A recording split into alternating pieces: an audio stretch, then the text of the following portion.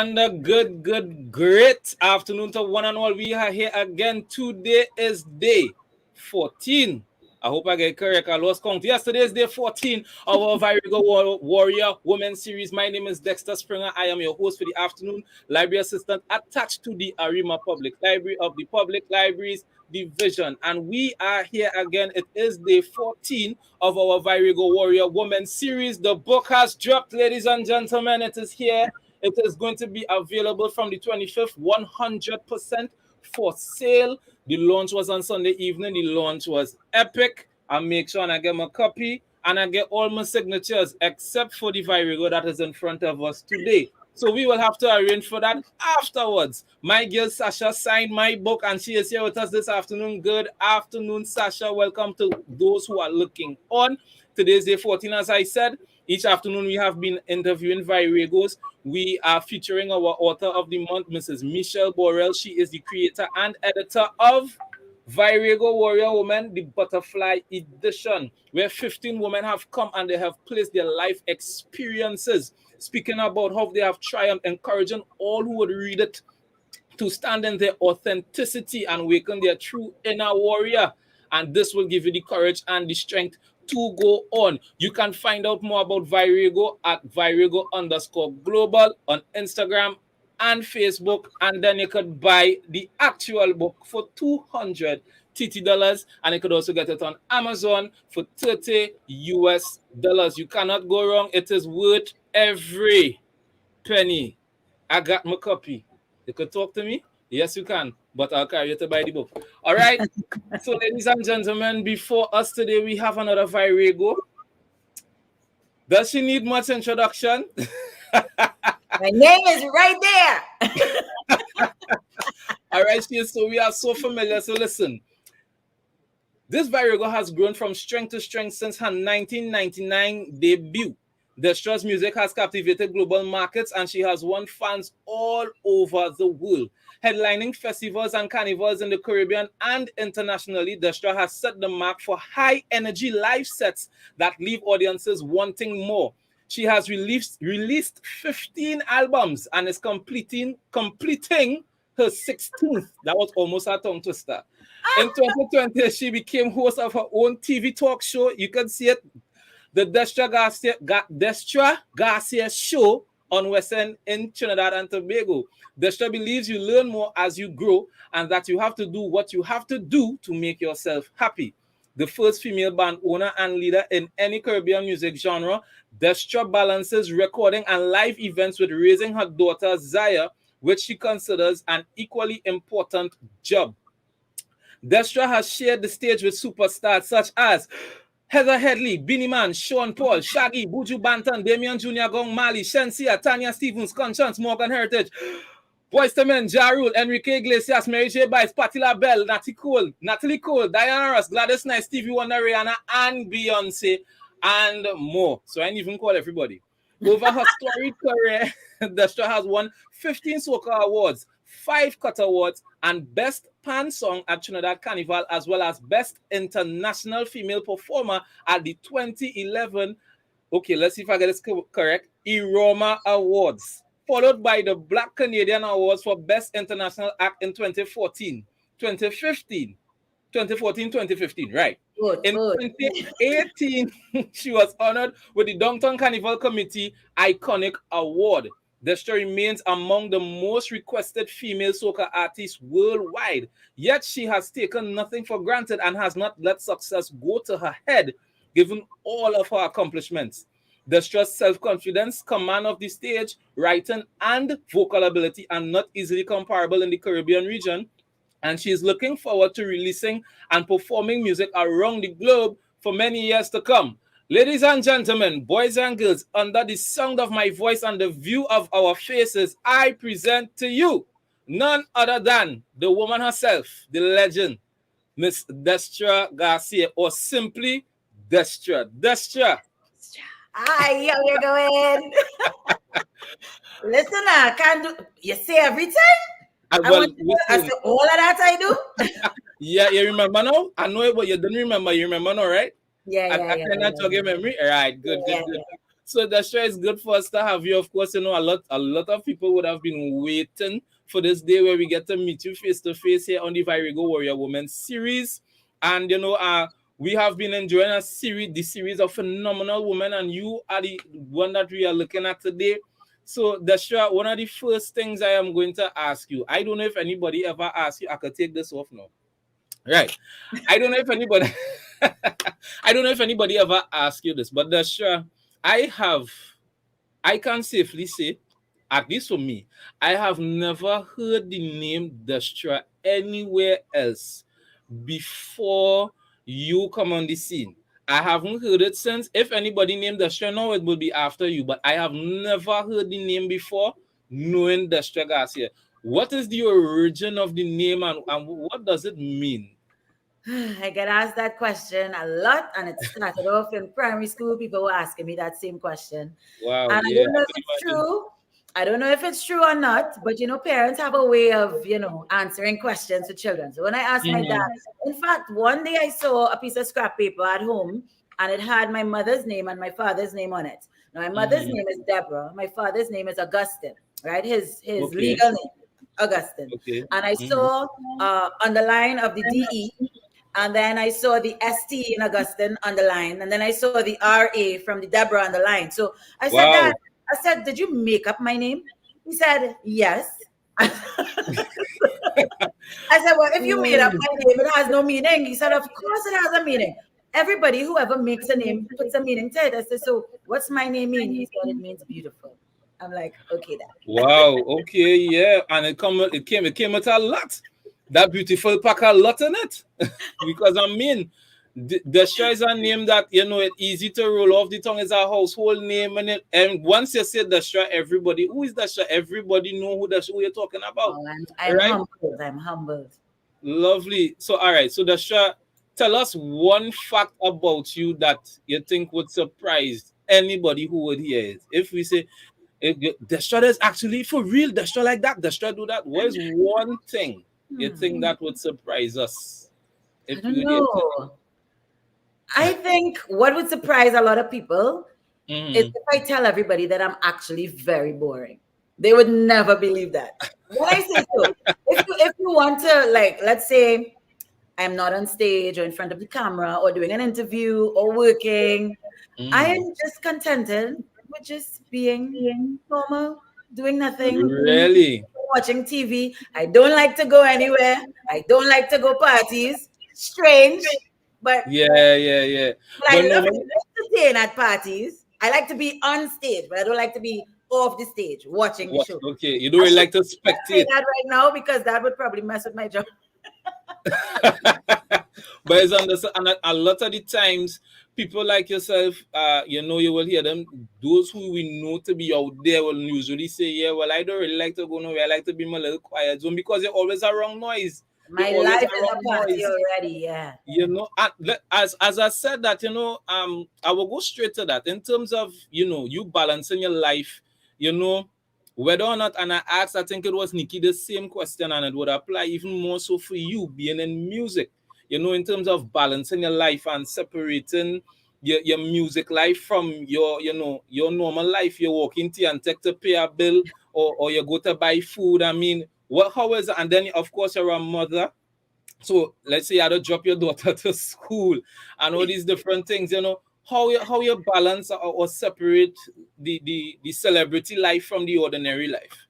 Well, it's an easy separation for me, but I don't think it's a separation for the public because as long as they see me, they always see Destra, stage Destra. And I have accepted that. I know that as long as I step out of my house and I decide to go into the public, I don't belong to myself. So I'm always very patient with that. There are a lot of funny stories I could tell you where that is concerned. Give us one. You must give us one. I'll give you a downer and I'll give you an upper. Now, there was one time when I had just come into my celebrity status and I was doing grocery shopping at the supermarket, and I went into the female aisle to pick up female items. I understand. And someone, well, I hope you understand because I don't want to spell it out. But I understand. Someone was standing right next to me, had a different product in their hand, saw the product that I was using, put their product down, picked up the one I had, and I said, "That's what you use? I'm using that now." I'm like, okay. I felt weird. I felt invaded a bit. I don't know. I think that was the moment I realized that, okay, I'm under a microscope. And yes, you are. I don't know Definitely. how I felt about that at first, because to me, I was just being me, doing regular things, going to the supermarket, doing whatever. And then I think that's when I started to retract, how often I would do these things, More recent though, now this one is funny. The other day, I went through the KFC drive-through with my daughter, and we bought chicken for her and her cousins and whatnot. And when we got home, 2 pieces were missing. So, I mean, I'm thinking it's just 2 pieces of chicken, but the ghetto me came out, right? And I picked up the phone and I called and I said, "Listen, I was just at the drive-thru and I'm missing 2 pieces of chicken." So they said, yeah. Come back and get it, and so on and so on. What's your name? So I was feeling embarrassed at that point to tell them who it was, right? Because they said, "Destra fighting for 2 pieces of chicken," But I didn't care, because 2 pieces of chicken is 2 pieces of chicken. It don't matter what your name is. Meal, right? So I went back to the drive-thru, but there was a long line. So I had to come out of the car, go into the restaurant franchise, and immediately I became Destra Queen of Bacchanal. It was weird, because before the drive-thru, I was just myself, and then because I walked in and everybody was recognizing me, it's almost like cameras were on, and I became my stage persona self, and I became loud, and I was like, "Oh, I reach for the chicken." Oh, you do that. You do that. Okay. All right. I get it now. You do that. I reach for the phone. Okay, well, maybe not so crazy. And, it had 2 young fellas. I mean, like, maybe 19-year-olds checking them out. I'm like, "Little boy." He said, "But Destra, how you looking so nice?" I said, "Thank you." I said, "I old enough to be a mommy, Yeah. And they wouldn't want to hear that at that point in time. Nah, he said, "So I'm mature." And listen, Destra, I sure that is just a drop in the bucket in terms of the enormous amount of stalker stories, crazy fan stories, people run you down, people follow you. I sure you have plenty, but I love it. It all comes together. It's all part of the whole experience, And I always say, if you don't love your job and love what you do, it doesn't make sense. It becomes work. And for me, it's not work. I love what I do. I really love it. Boy, listen, this is the team for Virago Women for the last few days. A lot of you all have been saying the same thing, especially Michelle. You have to love what you do. It wouldn't be a job, it would be a career, it would be a life. You wouldn't feel like you work at all because you love it. And Destra, we know that you are in love with what you do. I am looking at the comments, so let me see how fast I can go through. Everybody say, "Hi, I need that Destra signature too." That coming from Michelle. We have Sasha Awards, but my girl Sasha is here. Akida Thompson saying good day. Nikki Crosby. Hi everybody. I love. Yeah, Mandy. Who is this? Wilder. Siobhan Thompson. Heidi. Lots of love. Caroline. And we're going to right back. Crystal Almorales is plenty. Sasha again. Sarah! Look, Sarah. Sarah said, "Destra." Everybody, Michelle. Oh, God. Yeah, so everybody, good afternoon. Keel, Jack, Eric, Mikey, Debbie. Oh, God, we don't want to leave out nobody, but it's so much of us here this evening. Stafari, I hope I say correct. Hazel, good afternoon. Woo! Yeah, boy, that was plenty. That was longer than reading out your bio. All right, so Destra, tell us something. Would you say that you are living out your dream in terms? Now I know you just say you love it, all right, but in terms of living out your dream, in terms of your music and oh gosh, I mean your record huge, and would you say that you're living out the dream, or are there other passions that you still would like to pursue, or that you're trying to pursue alongside, or is it that you was pursuing other passions and then music happened to fall in your lap and you just end up running with it? What is it like? You live in the dream, or you still have more that you want to pursue? Tell us about that. I would say yes, I'm living my dream, but I would not say that I have exhausted my full potential yet. There are things that I still want to achieve. There are things that I know that I still have to be a part of. A lot of people talk about our music, soca, calypso, and where it is right now versus where they'd like it to be in comparison to the other genres of music in the world and in the Caribbean. And I do know that I play an integral part in that scheme of things. Because soca is not just one person. Soca is a whole movement, and until we get there, I think I'm going to continue, pressing and keep going, because not only is it about soca, but it's also about women in soca. And for that, there's a minority, and I think I have a duty to kind of keep making music, keep charting this course, keep pushing for the women in soca.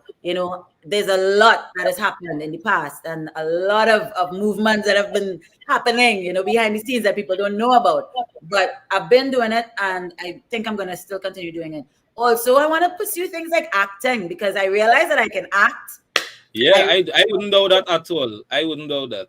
I could do TV, and now I realize that I could be an author. So there's so much that I can do, and I want to just do every single thing. Listen, as long as you're alive, you have time. Yeah. I want to do, and you have the energy. You have the energy. Yeah. What made you going to have it? What was it like for you to? What made you decide I am going to have my own talk show? What sparked that side of your creativity? That was not my idea. Wow. Okay.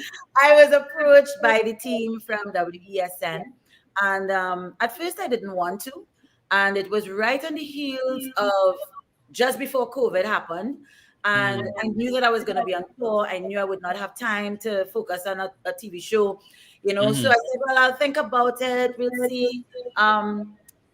There's someone that is my sister and Rochelle. Well, there's a girl called Rochelle that is very instrumental in this whole process, encouraging me and telling me, yeah, Dee, you have it, you can do it. And then my sister was the producer of the show. So for me, it was just about bringing my talent and my freestyle into the game, because it was live. And that was kind of hard to do. A lot of people are asking, how do you do that live every day? I'm just myself. I like to talk. So being a talk show host is easy. To shut me up is hard. I wouldn't know. I realized that I could do it. So I said, wow. I was scared at first, and I had to get a lot of pep talks like everything else. But once I did the first episode, which was the pilot, it was like, yeah, I could do this. This isn't hard. All right, so and you find yourself growing into doing it more and more and loving it more as you go through. Yes. All right, lovely. All right, Destra. So one thing I will ask now, just now, you mentioned to us that when you're reaching KFC, you immediately became the Queen of Bacchanal. And would you say that the genre of soca is what brings out the authentic Destra? Is it that Destra on and off the stage is one in the same person? Is it that you had to be one way on the stage and then you had to try to be a different way, on the floor? How is that for you? Is that Well, recently, I watched one of those alter ego things on YouTube, and they were talking about how that is possession, but it's not in my case. Okay. Okay, good. We happy to hear that. I am not being possessed. What it is really, I think, creating an alter ego is a channel for you to be something that you would not naturally be because you have inhibitions. When I'm just myself, Destra, around people I know, friends, I would be comical and laugh a lot and, crack jokes and whatever. But then I need to switch off and a switch on in my mind to just let go of feeling embarrassed or feeling like I might say the wrong thing or, being too timid to say hi to someone because I don't know if, that person would reciprocate. But when I become the Queen of Bacchanal, which is the stage persona, I don't care about nothing. I don't see anybody. If I tell you good evening and you answer, man, dies you, And then it's like almost like I could be anything. I could fly, I could jump, I could wave, I could mash up the place. I could go on stage knowing that my ability to mash up the place is such, and I will just do it.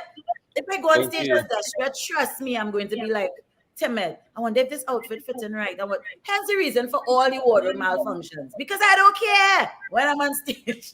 Okay. So is that it easy to come by that, or you just It is just something that happens. It just happens? happens.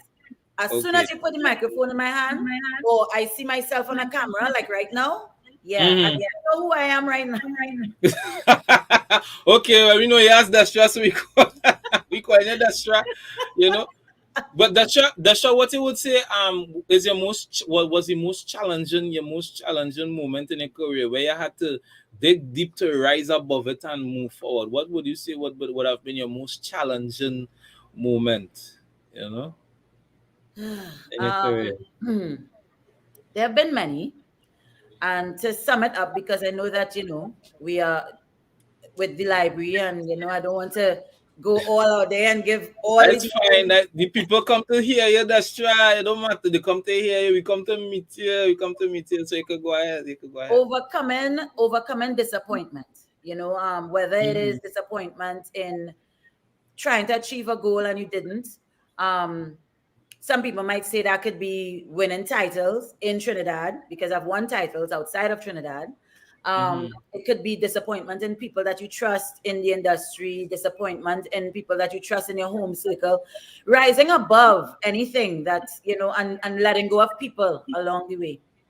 That has been challenging, to get to know get to know a comfortable situation, and then it's just kind of pulled from under you, and then you have to just suck it up and keep moving and be professional and still deliver.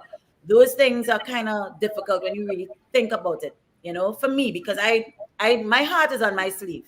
I'm a Scorpio. My emotions are very, very vivid. If I'm happy, if I'm sad, you're gonna know. If I'm upset, you're gonna know.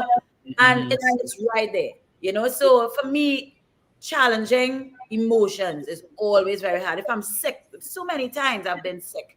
And I had to go on stage and forget about pain, forget about whatever, heartache, anything, just pull it together, become Queen of Bacchanal and mash up the place.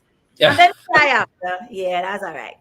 Okay, so is it that when you become the Queen of Bacchanal, it helps in the healing process and you getting up and moving forward? That helps you with whatever you might be coming back from, whatever it is, that helps in your healing process as you release during your performances and stuff like that? Yeah, it's definitely a healing mechanism. It's definitely a holding your hand mechanism. It's definitely the persona you want to have to be brave. And I think even in my regular everyday life, I could become that if someone asks me something. Like, don't ever ask me advice, because people don't like to get the truth. And sometimes I may be too blatant with my truth. One of my very best friends, when she was having her first child, she was like, I don't know how I'm going to do this. How do I do this? I'm scared. And I was like, listen, it's not the first, it's not the last. Suck it up and go and do it. Yeah, that sounds like a Destra move. Yeah. But that is not what she needed to hear, So after that moment, she talked about it a couple of times and said she'll never ask me advice again. But, don't ask me for any advice, anybody. You'll get it true. You get it. I mean, sometimes that's what people need. They need it to be real and raw. They need to hear it the way that you will tell it to them if you love them, not the way that they want to hear it, because they might lead them down a wrong path. So that is the good side of your Destra. Keep doing that. If you hurt them, well, just tell them sorry after, but you love them nonetheless. I would lose all my friends. Now they will come back. They love you too much. They will come back. So Destra, oh gosh, boy, these comments are blowing up the place. I have never listen. Neil, who is that? Leanne saying I love it. Neil Wallace say Queen of Bacchanal. Oh God, Lesha, if I go through all these comments, that will spend the rest of the evening talking about the interview. I know. You, right? My daughter DJ Sanaya used to listen and dance your songs when she was about 4 years old. Now she's 15 years old. I love her bad. That is Spice Roberts. We are Kevin. You are so sweet and very beautiful. Hey, I remember in the same place about 13 years now. Destra, you was about, oh gosh, we can't done. Going non-stop. All right. So Destra, tell us about your interaction with Michelle in terms of, when she came to you to be an author in the Butterfly edition. What was that like? What was the first encounter like? Well, I've known Michelle for a very long time. And Michelle is very good at her job. She's very good at as Michelle is good at being a human being. Yeah. So I many agree. of us cannot say that. 100%. She is good Yeah. at being a human being, you know. She's a very positive person. She has a light that she cannot see, but she has a light that has just brought all these women together. And when she came to me, I thought she was crazy at first because I'm like, what? You want me to what? You are not the first person to say that. But I yeah, thought she was mad, you know, but she's always so positive about everything. I said, let me hear Michelle out. Let me right. see where she going with this. And Mm. then I said, well, okay, maybe I can because it's nothing that I have to make up. It's not fiction. It's fact and it's just sharing. And it could help someone else if they read my story. Maybe it would strengthen them and show them that they're not alone in being female and also not alone in just wanting excellence for themselves. And you know, when she told me all the different people that would be involved, I said, now self I find she was mad because I'm like, these people have stories, like real stories. But then she had to enlighten me and tell me that that's true. You are a role model to so many people. So many people want to hear your story. You have no idea how you have motivated so many people. And I'm like, me with my crazy self, my mad self, you know, and after hearing the chapter, reading it back to me, it was being read to me. Right. And I cried a bit because I felt how real it was. And I couldn't believe that I shared that part of myself. And I felt, I don't know, a lot of emotions reading my chapter. So Yeah. this is the first time. This is the first time you've actually put out. No, I believe you would have written songs, right? Yes, lots of You would have songs. written songs. You have written songs. I know we have But sometimes we that's have songs fiction. written. That's fiction though. Right, fiction, right? But this now, so writing and putting your sentiments in this format. This is not a song to go and record. This is something you're putting in a book, and people are going to read about Destra. They're going to get an insight into who Destra is and what she feels and her expression. Was this your first time, and how you feel about that? You know how that felt for you, Well, your first time. it was my first time putting myself into a book, but not my first time writing material and putting myself out there. In fact, for Mother's Day this year, myself and Caesar Theatre and Jiran Productions and Right. a whole lot of us, Tashana, I can call a lot of names. We came together to do a play, which I wrote, and it was going to be the first time being ever being seen. We were going to do it at Queen's Hall. We started to get actors and everything together, and then we had the whole, you know, SOE Yeah. take place. So Yeah. we had to shelve that for a bit. So it wasn't the first time. Hearing my story in a play form also was quite moving for me, you know. That was also, so that was the first time. But this time here is a little bit more raw, you know. Yeah. It's said exactly like I'm saying it. Like you could read it and hear me talking to you, you know, just like I'm talking to you now. Yeah. I actually took a peep at the chapter, and Destra's chapter is named let me see if I have it correct. Let me see if I can remember it. The definition of bitchism. Bitchism explained. I give the long version of the name. Bitchism explained. Destra, why now is it that this was the sentiment of people around you, that this was, why she, like Anya was telling us yesterday, her chapter is who she feels she is, right? Right. Because that's what she grew up hearing around her based on Yeah. what people be saying about her. Is it that this was the sentiment about you? Because even later down in the chapter we would see that as well. So why bitchism explained by you? Why? Tell us. Because a lot of times, right, in your industry, your various industries, but I can only speak for myself. Yes, when people don't know you, like people who are watching right now, they remember, oh my gosh, that's so crazy. She likes to talk Japanese. But there are people who get a different side of me where I am in my element. I have to stand up for myself. I have to not make unnecessary demands like I want green M&Ms or I want 10 cases of vodka. Nothing like that. I'm just saying simple things like I need a bathroom that is, for females backstage and not have to squat in a corner in the back. So there have been a lot of, that's what I'm saying, a lot of things have happened through the years from the time I started to now. Being in a band with men, right? And I was the only female in that band.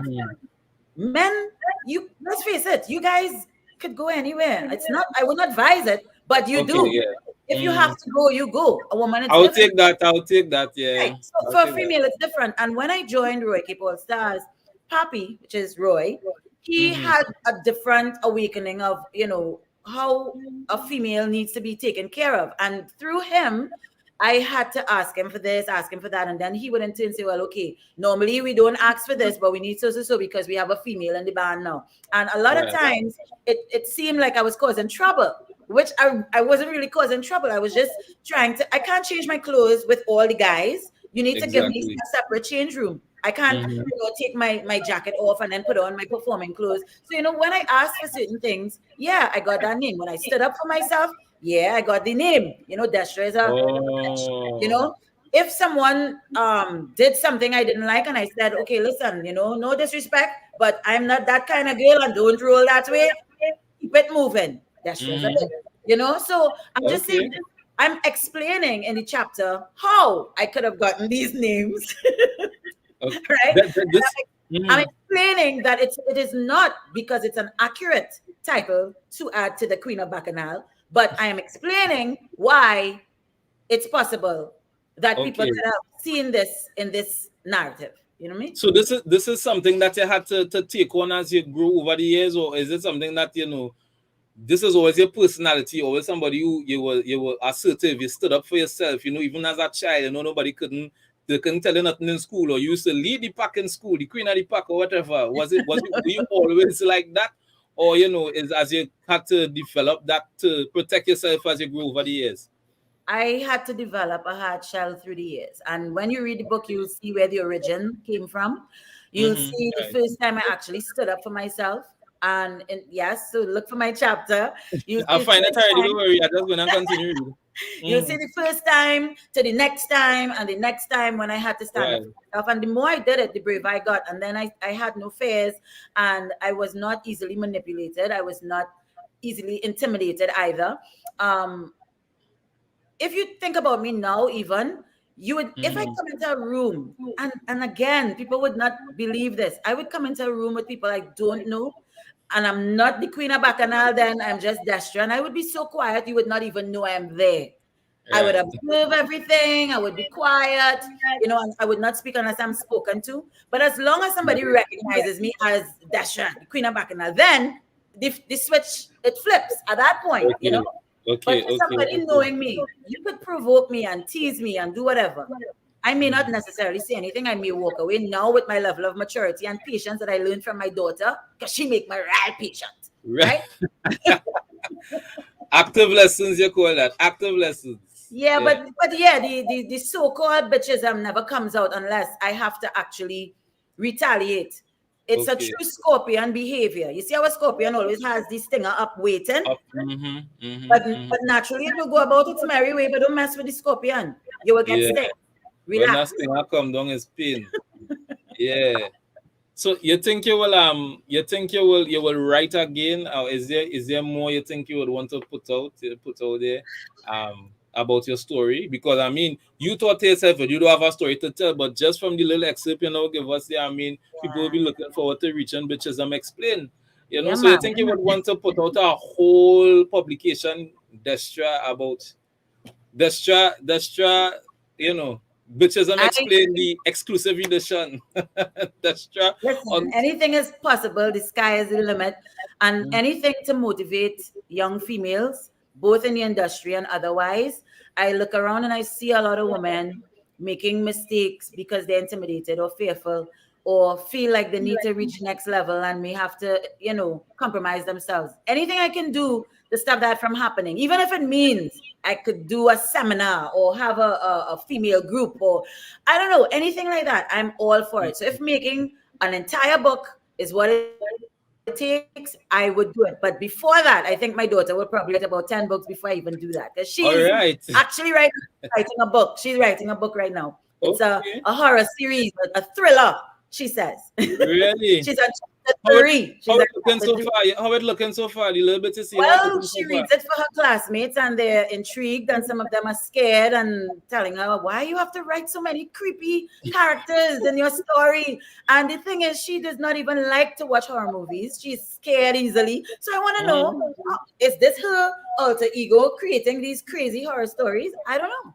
We'll wait and see. We'll wait and see. So so Destra, you know, who are those diehard supporters you've had over the years through thick and thin, ups and downs, have been with you, even through the writing of this book that you think you would want to acknowledge right now, you know, those your diehard supporters. And I'm not talking about your fans who just come and jump in your shoes and want your autograph. I'm talking about the people who wait for me coming back now, and you run on stage and you perform and you come back and they're waiting on you to wipe your face and give you water and they're going to negotiate. Who are those people you want to say thanks to?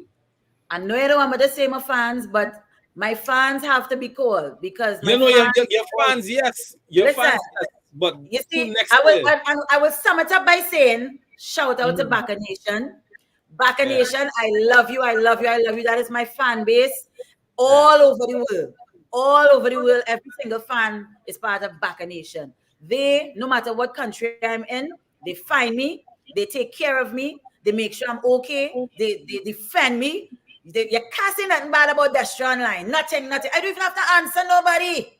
Baka Nation does it. So they are diehard. That's first.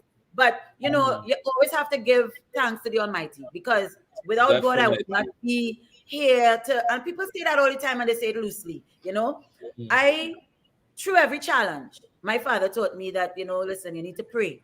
Take it to the Lord and pray, and I do it, and it works. Anything I ask God for, well, mostly anything, I get it. So I have my own relationship. People would understand it and not going and explain it to nobody is none of your business. That is my relationship, my creator, Well, right?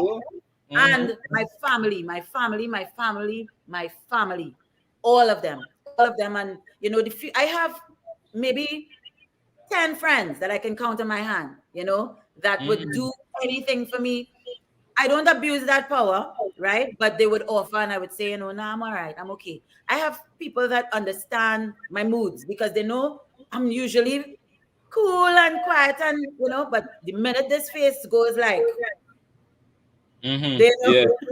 Yeah, bring the fire hose and everybody. Yeah. Just go through the process. But so every time I write anything online, I always say the 3 F's: my friends, my family. Well, actually, it's 4: the father, the friends, the family, and the fans. 4 F's. Yes. 4 F's. F4. All right. Well, Destra, of course, we want to thank you so very much. Me personally, happy to meet you, speak with you, and the hundreds of people that are probably online right now just shooting up the chat. All right, from Hazel to Roger to Keith to, oh gosh, I can't call everybody name. Shamiza, oh gosh, there's so much. Destra, we want to thank you. We want to thank you for taking the time to come and speak with us, for us to meet you one-on-one, so to speak, and hear your heart and find out about what we're going to read about you in this book. I come and take my copy signed seriously. Yeah? I have to get in here. I had to link up and find you and put your capital D and the rest of your name in here. All right, people. Today is day 14. Tomorrow, please, God, is day 15. We have had the lovely Destra Garcia with us today. Thank you again, Destra. You want to say thank you to all of those who are viewing, sending your comments, even if you're watching afterwards. Thank you for clicking and watching now. Share it. Go like Destra Instagram page. Go like Virago Global. Of course, you must like Nalis. Walk into any Nalis library. Join us. Well, sign up. I'm going to say subscribe, but you could sign up. All right, remember to get your own copy. I saw somebody said earlier on she ordered her copy on Amazon yesterday. I even think I saw someone from Belize that is inside. So to each, I see Natalie, my friend Natalie Harris. She says, Destra, you're an overcomer. Destra's chapter is certain to motivate upcoming female performers. Destra, as she said that, one last question. What's your perspective on this book? In terms of its impact on men, what do you think about men reading this book? Well, you like to ask me the hard questions.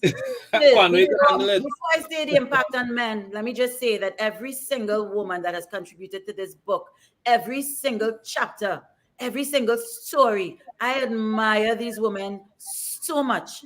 I feel like I am not worthy of being in this book. When you read the chapters, when you hear the stories, I just want them to know that I love them. Every Virago, I love all you, right? Yeah. Sarah, Natalie, Nikki. Yeah. Well, let me answer your question now. What happened to you?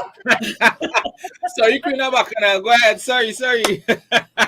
You know how they say that women need to train their sons and raise their sons so that they become good men? Right. I think this book, even if he is not a good man, read the stories in this book and understand where you might be going wrong if you are, or reassert yourself that you're going right.